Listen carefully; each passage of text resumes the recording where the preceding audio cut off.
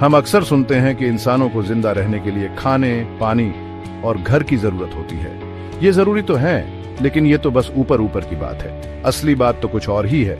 इंसान के जिंदा रहने के बारे में असल में समझने के लिए हमें उन जरूरी चीजों के बारे में गहराई से जानना होगा जो हमारे शरीर को चलाते हैं। ये जरूरी चीजें हैं ऑक्सीजन, न्यूट्रिएंट्स, टेम्परेचर और प्रेशर। इनके बिना शरीर के सबसे जरूरी काम भी रुक जाएंगे और फिर हालत बिगड़ती जाएगी और आखिर में मौत हो जाएगी।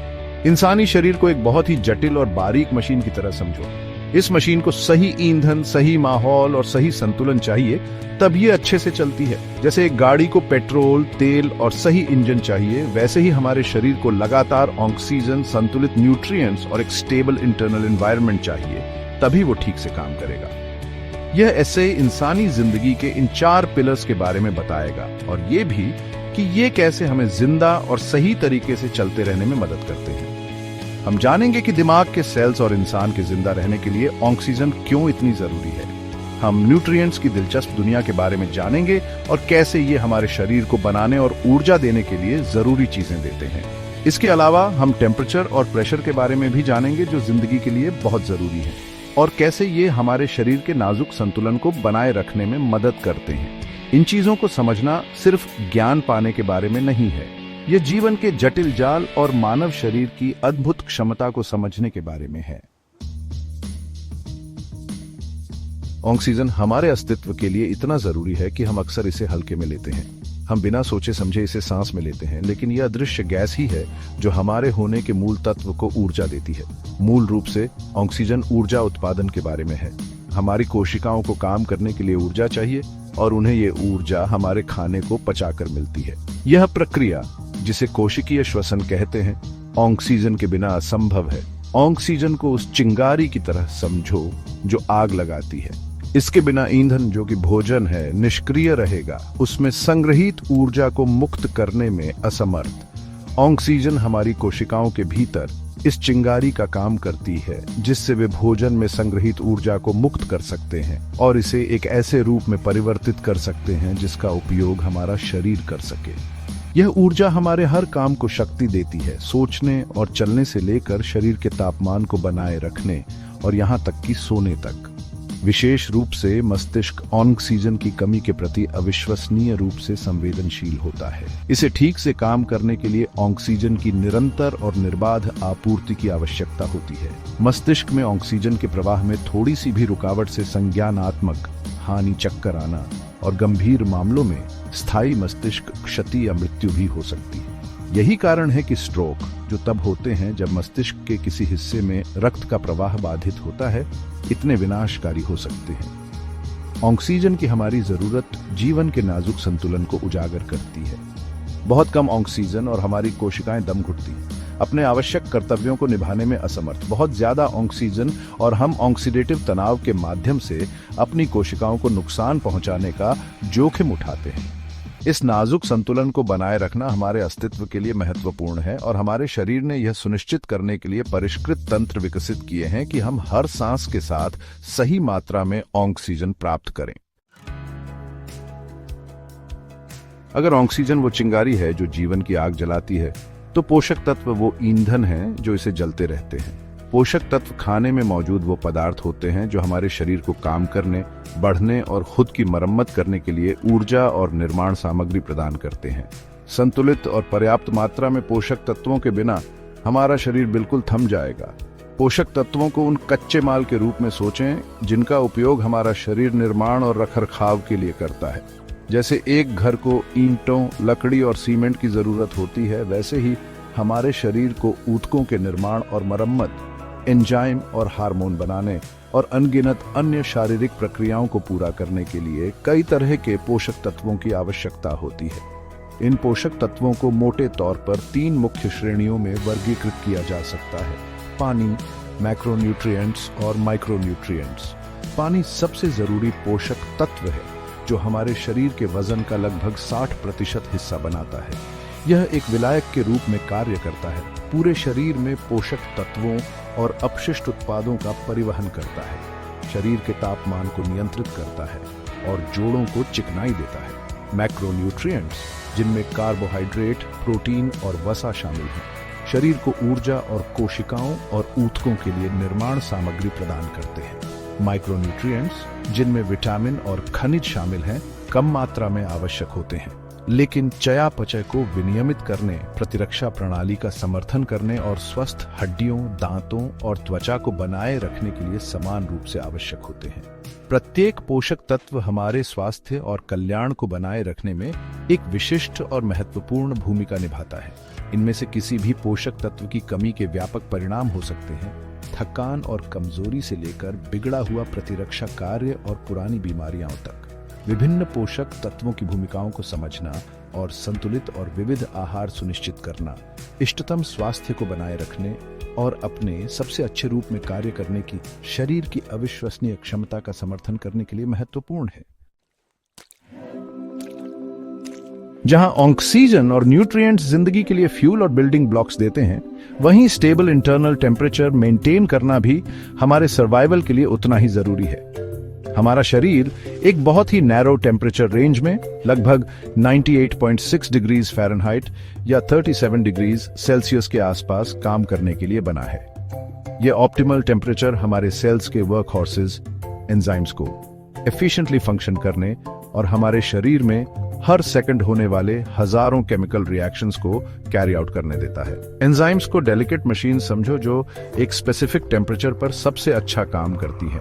ज्यादा ठंडा और वो स्लो हो जाती हैं, जिससे जरूरी केमिकल रिएक्शंस का सफिशिएंट रेट पर होना मुश्किल हो जाता है। ज्यादा गर्म और वो डैमेज हो सकती हैं या पूरी तरह से ब्रेक डाउन भी हो सकती है, जिससे जरूरी बॉडीली फंक्शंस डिसरप्ट होते हैं। स्टेबल इंटरनल टेम्परेचर मेंटेन करने से ये एंजाइमेटिक रिएक्शंस जो जिंदगी के लिए जरूरी हैं, ऑप्टिमल पेस पर चलती रहती है। हमारे शरीर में टेम्परेचर रेगुलेट करने के लिए सोफिस्टिकेटेड मैकेनिज्म्स डेवलप हुए हैं, जैसे ठंडा होने के लिए पसीना आना और गर्मी पैदा करने के लिए कंपकंपी। लेकिन इन मैकेनिज्म्स की भी लिमिट्स होती है। ज्यादा गर्मी में रहने से शरीर का कूलिंग सिस्टम ओवरवेल्म्ड हो सकता है, जिससे हीट एग्जॉस्शन या जानलेवा हीट स्ट्रोक भी हो सकता है। इसके उलट ज्यादा ठंड में रहने से हाइपोथर्मिया हो सकता है, क्योंकि शरीर अपने कोर टेम्परेचर को मेंटेन करने के लिए स्ट्रगल करता है। असल में हमारा शरीर कॉन्स्टेंटली टाइट रोप वॉक कर रहा होता है, स्टेबल इंटरनल टेम्परेचर मेंटेन करने के लिए हीट प्रोडक्शन और हीट लॉस को बैलेंस करता है। ये डेलिकेट बैलेंस हमारे सर्वाइवल के लिए जरूरी है, क्योंकि हमारे ऑप्टिमल टेम्परेचर रेंज से थोड़ा सा भी डिविएशन हमारी हेल्थ और वेल बीइंग के लिए सिग्निफिकेंट कॉन्सिक्वेंसेस ला सकता है। भाग 5, अनदेखी ताकत, दबाव और हमारा शरीर। तापमान की तरह दबाव भी हमारे जीवन में बहुत महत्वपूर्ण भूमिका निभाता है, भले ही हम इसके बारे में ज्यादा सोचते नहीं हैं। हम जो हवा सांस लेते हैं, जिस पानी में तैरते हैं, यहाँ तक कि हमारे शरीर का खून भी एक दबाव बनाता है, जिसके साथ हमारा शरीर ढल गया है। मानव जीवन के लिए दबाव का एक सबसे महत्वपूर्ण पहलू है वायुमंडलीय दबाव, जो हवा का वजन है जो हम पर दबाता है। वायुमंडलीय दबाव को एक ऐसी निरंतर शक्ति के रूप में सोचें जो हर तरफ से हमारे शरीर पर धक्का दे रही है। सांस लेने के लिए यह दबाव बहुत जरूरी है, क्योंकि इससे हमारे फेफड़े फैलते हैं और ऑक्सीजन अंदर ले पाते हैं। ऊंचे स्थानों पर जहां वायुमंडलीय दबाव कम होता है, हवा पतली होती है, जिससे सांस लेना मुश्किल हो जाता है। यही कारण है कि पहाड़ पर चढ़ने वालों को अक्सर अल्टीट्यूड सिकनेस से बचने के लिए सप्लीमेंटल ऑक्सीजन का उपयोग करना पड़ता है। यह एक ऐसी स्थिति है जो शरीर को ऊंचे स्थानों पर पर्याप्त ऑक्सीजन न मिलने के कारण होती है। दबाव में बदलाव, जैसे कि गोताखोरी या हवाई जहाज में उड़ान भरते समय, हमारे शरीर के लिए चुनौतियां पैदा कर सकते हैं। उदाहरण के लिए, स्क्यूबा डाइवर्स जो बहुत जल्दी ऊपर आते हैं, उन्हें डीकम्प्रेशन सिकनेस, जिसे बेंड्स भी कहा जाता है, हो सकती है। यह दर्दनाक और जानलेवा स्थिति तब होती है जब दबाव कम होने पर खून में घुली हुई नाइट्रोजन बुलबुले बनाती है, ठीक वैसे ही जैसे कार्बोनेटेड ड्रिंक की बोतल खोलने पर होता है। हमारा शरीर दबाव में बदलाव के साथ अद्भुत रूप से ढल जाता है, लेकिन इस अनुकूलन की भी एक सीमा होती है। दबाव में अचानक या बहुत ज्यादा बदलाव हमारे शरीर के नाजुक संतुलन को बिगाड़ सकते हैं, जिससे गंभीर स्वास्थ्य समस्याएं हो सकती हैं। इन प्रभावों को समझना उन लोगों के लिए बहुत महत्वपूर्ण है जो ऐसे वातावरण में जाते हैं जहां दबाव में काफी अंतर होता है, जैसे कि गहरे समुद्र के गोताखोर, पायलट और अंतरिक्ष यात्री। सेक्शन 6, शरीर का बैलेंसिंग एक्ट अंडरस्टैंडिंग होम्योस्टेसिस, अभी तक हमने ऑक्सीजन, न्यूट्रिएंट्स, टेम्परेचर और प्रेशर के ह्यूमन सर्वाइवल में इंपॉर्टेंट रोल्स एक्सप्लोर किए हैं, लेकिन इन सब चीजों को जोड़ता कौन है? इसका जवाब बायोलॉजी के एक बेसिक कॉन्सेप्ट में है, होम्योस्टेसिस। होम्योस्टेसिस हमारे शरीर की वो एबिलिटी है जिससे हमारा इंटरनल एनवायरनमेंट स्टेबल रहता है, चाहे एक्सटर्नल एनवायरनमेंट में कितने भी चेंजेस हों। इसी वजह से हम विंटर की ठंड से लेकर समर की गर्मी तक, सी लेवल से लेकर हाई एल्टीट्यूड्स तक हर तरह के कंडीशंस में नॉर्मली फंक्शन कर पाते हैं। होम्योस्टेसिस को एक ऑर्केस्ट्रा के कंडक्टर की तरह समझो, जो ये इंश्योर करता है कि सारे इंस्ट्रूमेंट्स ट्यून में हों और एक साथ हार्मोनियसली बज रहे हों।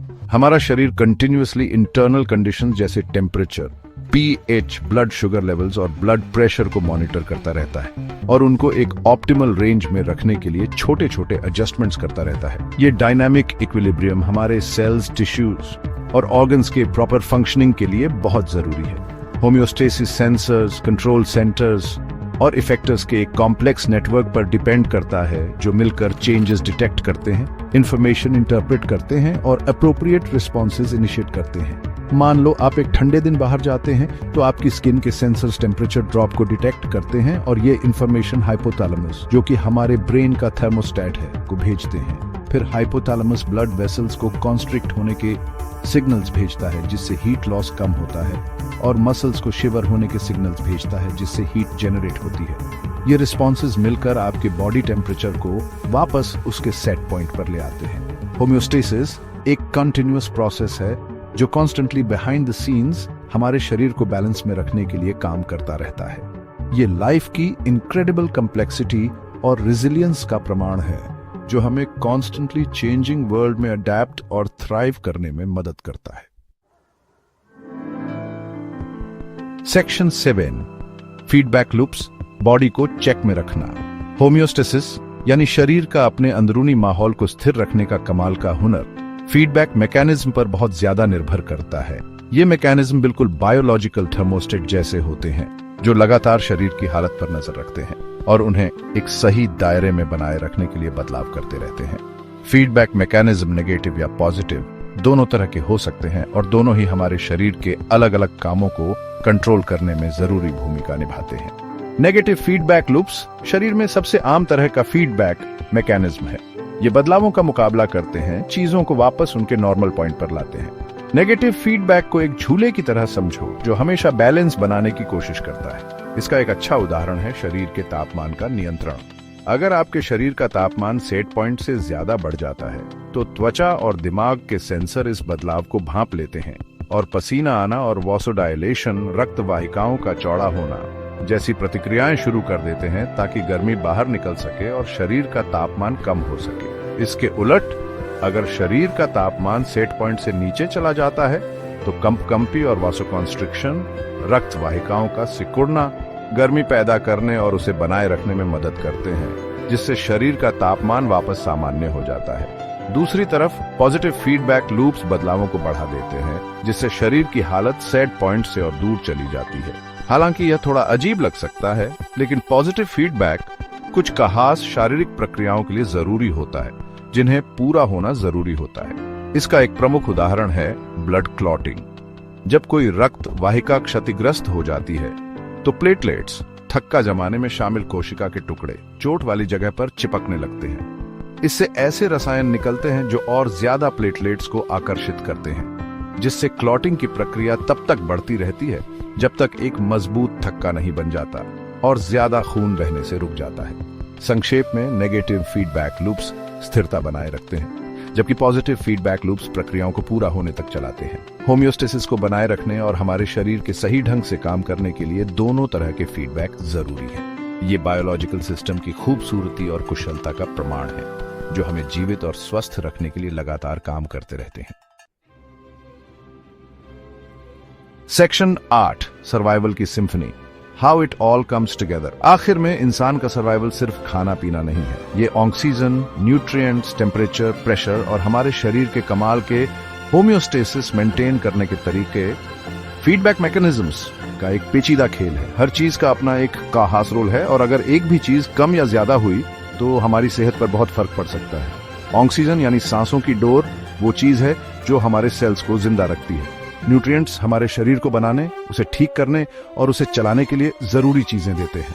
टेम्परेचर और प्रेशर, जिनके बारे में हम अक्सर भूल जाते हैं, वो भी उतने ही जरूरी हैं, क्योंकि ये हमारे शरीर को सही तरीके से काम करने के लिए सही माहौल देते हैं। और इन सब के पीछे है होम्योस्टेसिस, जो इस सर्वाइवल की सिम्फनी का संचालक है, जो हर समय हमारे शरीर के अंदर की चीजों को देखता रहता है और उन्हें बैलेंस में रखता है। इन सब चीजों को समझना सिर्फ ज्ञान बढ़ाने के लिए नहीं है, ये हमारे शरीर की अद्भुत जटिलता और ताकत को समझने के लिए है। ये समझने के लिए है कि हमारा सर्वाइवल एक नाजुक नाच है, हमारे अंदर और बाहर के माहौल के बीच का एक लगातार खेल। इन जरूरी सिद्धांतों को समझकर हम जिंदगी के चमत्कार और अपने शरीर और हमारे आसपास के माहौल की रक्षा करने के महत्व को और अच्छे से समझ पाते हैं।